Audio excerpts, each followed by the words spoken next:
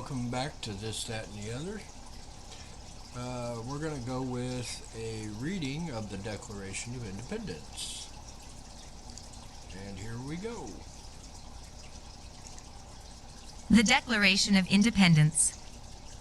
The Declaration of Independence. Action of Second Continental Congress, July 4th, 1776. The unanimous declaration of the 13 United States of America. When in the course of human events, it becomes necessary for one people to dissolve the political bands which have connected them with another, and to assume among the powers of the earth the separate and equal station to which the laws of nature and of nature's God entitle them, a decent respect to the opinions of mankind requires that they should declare the causes which impel them to the separation.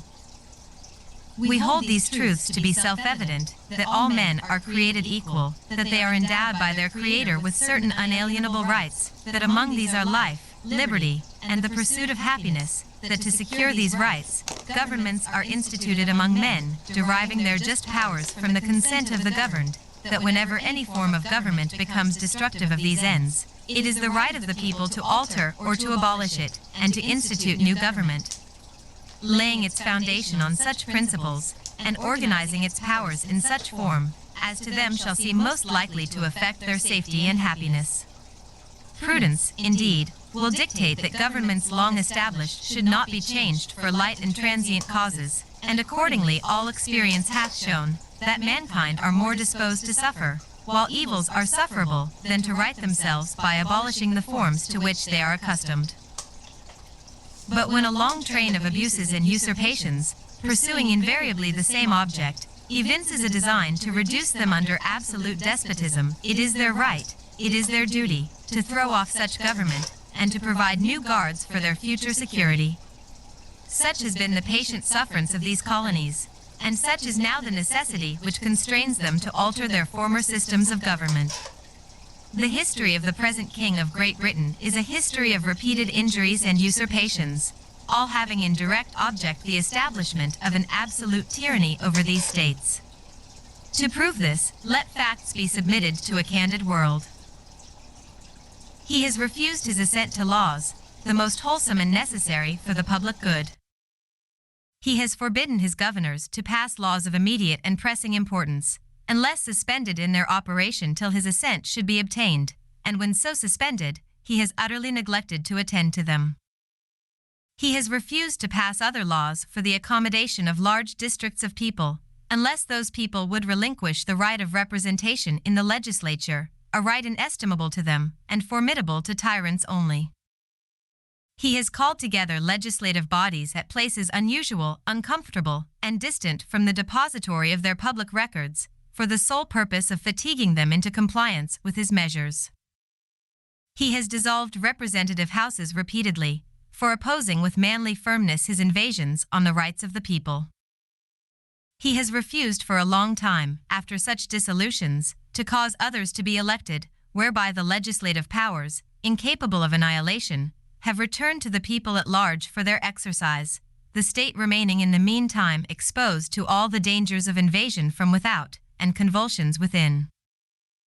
He has endeavored to prevent the population of these states, for that purpose obstructing the laws for naturalization of foreigners, refusing to pass others to encourage their migrations hither, and raising the conditions of new appropriations of lands. He has obstructed the administration of justice, by refusing his assent to laws for establishing judiciary powers. He has made judges dependent on his will alone, for the tenure of their offices, and the amount and payment of their salaries. He has erected a multitude of new offices, and sent hither swarms of officers to harass our people, and eat out their substance. He has kept among us, in times of peace, standing armies, without the consent of our legislatures. He has affected to render the military independent of and superior to the civil power. He has combined with others to subject us to a jurisdiction foreign to our Constitution, and unacknowledged by our laws, giving his assent to their acts of pretended legislation. For quartering large bodies of armed troops among us.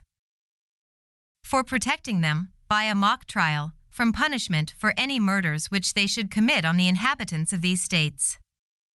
For cutting off our trade with all parts of the world.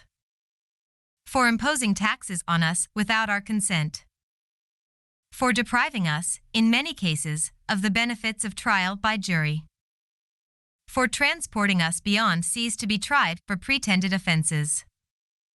For abolishing the free system of English laws in a neighboring province, establishing therein an arbitrary government and enlarging its boundaries, so as to render it at once an example and fit instrument for introducing the same absolute rule into these colonies.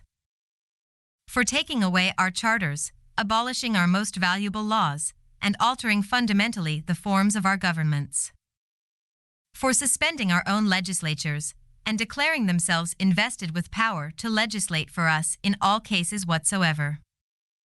He has abdicated government here, by declaring us out of his protection and waging war against us. He has plundered our seas, ravaged our coasts, burnt our towns, and destroyed the lives of our people. He is, at this time, transporting large armies of foreign mercenaries to complete the works of death, desolation, and tyranny already begun with circumstances of cruelty and perfidy, scarcely paralleled in the most barbarous ages, and totally unworthy of the head of a civilized nation.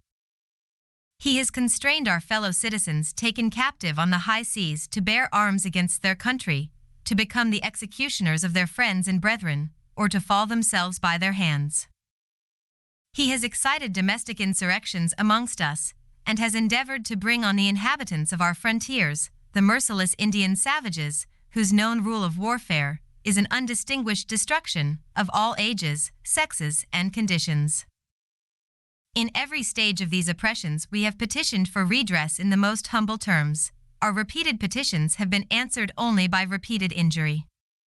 A prince, whose character is thus marked by every act which may define a tyrant, is unfit to be the ruler of a free people.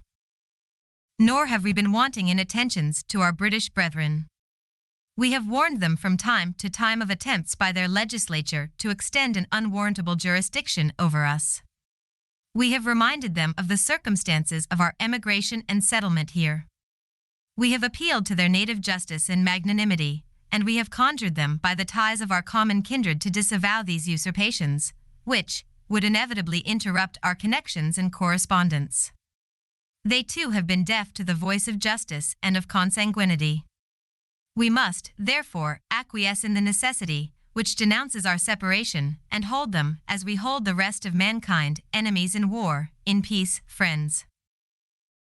We, therefore, the representatives of the United States of America, in General Congress, assembled, appealing to the Supreme Judge of the world for the rectitude of our intentions, do, in the name, and by authority of the good people of these colonies, solemnly publish and declare, that these united colonies are, and of right ought to be, free and independent states, that they are absolved from all allegiance to the British Crown, and that all political connection between them and the state of Great Britain is and ought to be totally dissolved, and that as free and independent states they have full power to levy war, conclude peace, contract alliances, establish commerce, and to do all other acts and things which independent states may of right do.